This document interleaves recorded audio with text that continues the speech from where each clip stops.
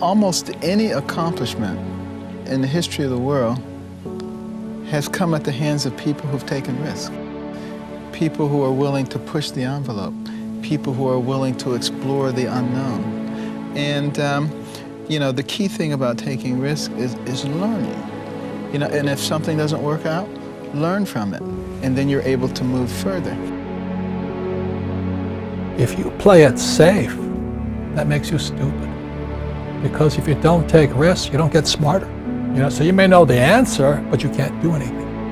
Because if you're going to be successful, you've got to take some risk. And when you take a risk, you make a mistake, and you might learn something, because we're supposed to learn from our mistakes.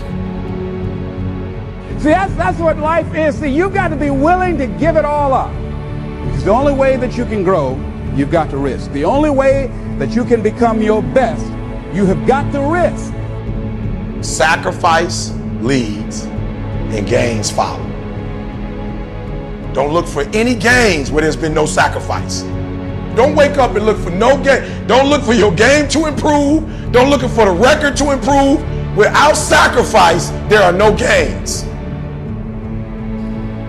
You're gonna fail. You're gonna fail 10 times, 100 times, maybe even 1,000 times. But that's okay. Failure isn't permanent. Falling isn't permanent. You get right back up and keep going. And this time, you're gonna be stronger, wiser, and you'll be more driven than ever. And for every 10 failures, you'll land one success. You have to love success so much that you're willing to fail 10 times before you can succeed once. That's how a winner does it. Here's something else. Want to create a greater sense of fulfillment? Challenge your fears.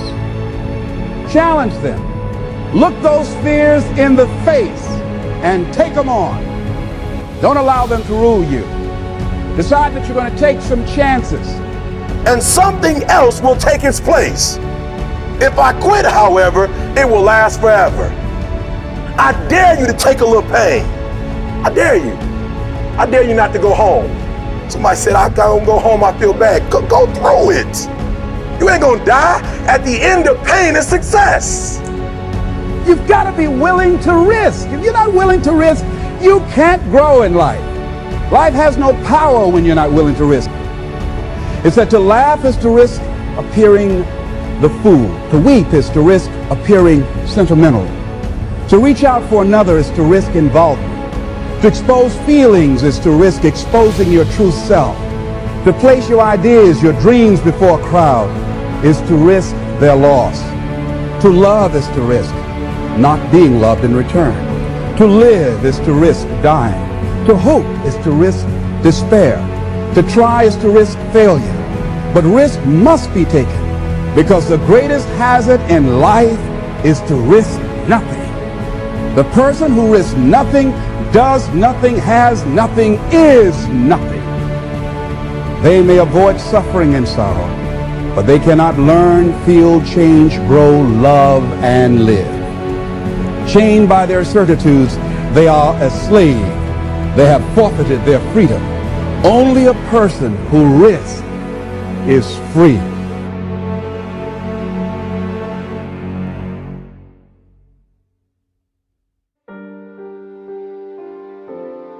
I don't know how many of you remember or recognize the name Howard Hill. Now, Howard Hill was a good Alabama boy.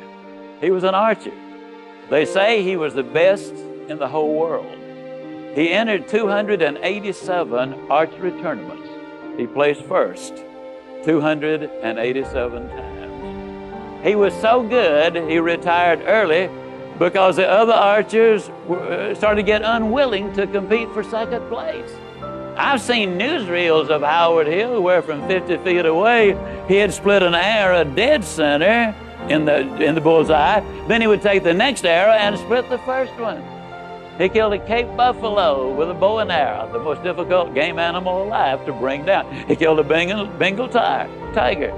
He killed a 15-foot shark in under 18 feet of water. or was it an 18-foot shark under 15 feet of water? Well, it was a great big one in his way down there. I do know that. He was a good one, there's no question. So now let me emphasize a point. I've never shot the bow and arrow professionally, but I'm an instructor extraordinary. I'm not certain, but I think that's French, which means I'm really good at it. As a matter of fact, let me tell you just how good I am as a teacher.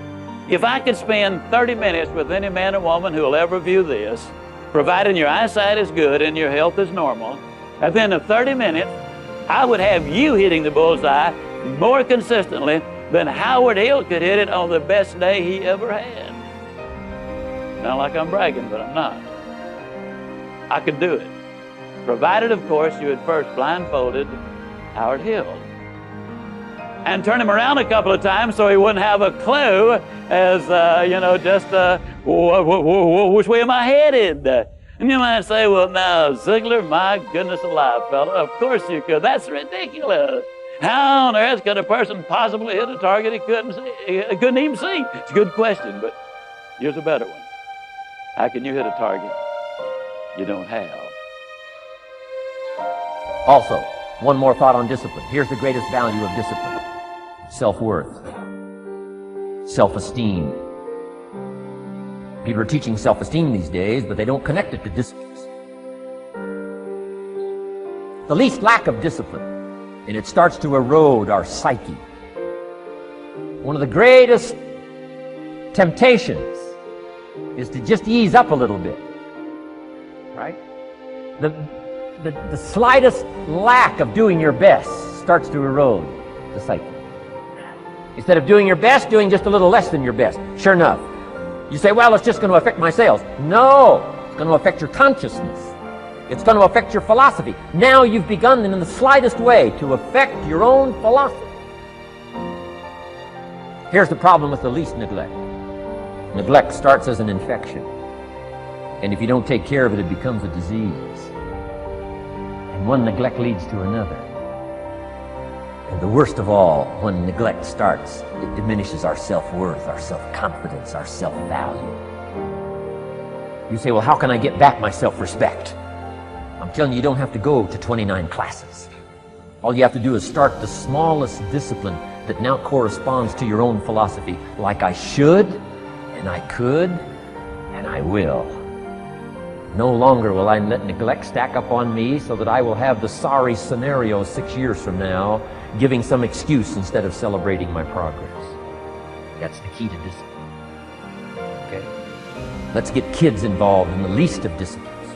One more, and then one more, and then another one, and then another one, and then some more. And the first thing you know, you're starting to weave the tapestry of a disciplined life into which you can pour more wisdom and more attitude and more strong feeling, more faith and more courage. Now you've got something, a vessel in which to put it. And now the equities start to flow. And the early return, I'm telling you, if you'll start this process, the early return will have you so excited. You'll commit yourself to this strategy for the rest of your life. You'll never go back to the old ways. Join a new crowd. Join a new group. The disciplines to do it. Take action. You want to make your dream come true, you got to stay focused. Some people rather get even than get ahead. Stay focused on where you want to go. I just kept on doing what I was supposed to do. And so I was driving to the radio station. My opponent had over $20,000.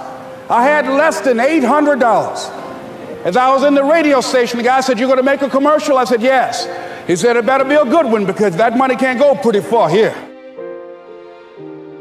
And I sat there in the middle control room and I was thinking, and here's what happens when you get still. Stuff will start coming. Something said, "Call your mama." You used to talk about your mother on the air all the time. Ask her to say a few words for you. That'll be a different kind of political spot. So I called my mama, and I had a gospel record playing in the background. And then I had my mother say, "Hello, this is Mrs. Mamie Brown. When I raised my sons, I raised them to be good children. When they got out of hand, I beat their behind and made them go right. Please vote for my son. He's a good boy." Usually in the state representative race, maybe 3,000 or 4,000 people will come out to vote in a primary. And that primary race, over 27,000 people came out and voted, said, I'm voting for Les Brown because his mama said he's a good boy. I won, ladies and gentlemen. I won.